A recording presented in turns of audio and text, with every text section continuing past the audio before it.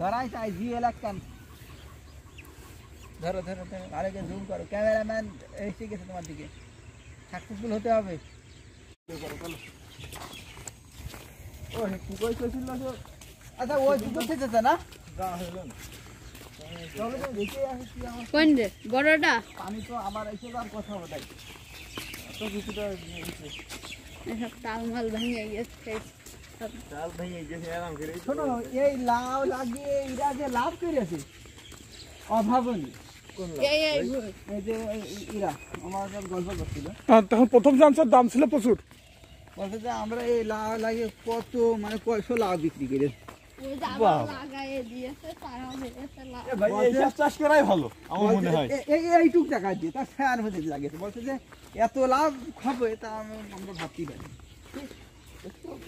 হ্যাঁ ডুগাই লাও হাজার দিলাম হ্যাঁ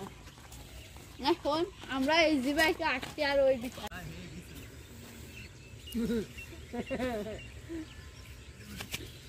জিএল নাকি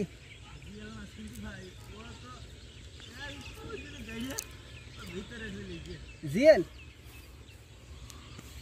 তোমার সোয়েটারটা তুলে নাও বাম হাতে তুলে নাও পারে সোয়েটার উপরে তুলে নাও হাত দিয়ে বাম হাত দিয়ে সোয়েটারটা উপরে তুলো কাদা লাগিয়ে এখন যদি কাজ আমি আর পাচ্ছি না তাহলে হবে যেহেতু ক্যামেরাম্যান রয়েছে ইউটিউব চ্যানেলে এটা দিতে হবে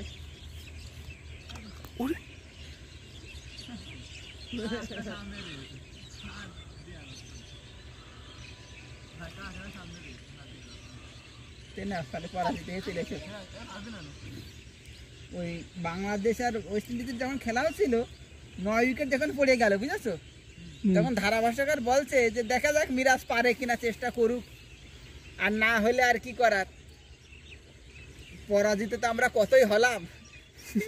এই কথা বলছিল তুমি চেষ্টা করতে পারলে না তা কি করার পরাজিত তো কতই হইলে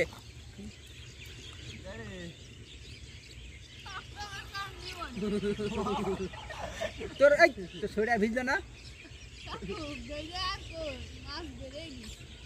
তোর সোয়েটার ভিজে গেল বুকারাম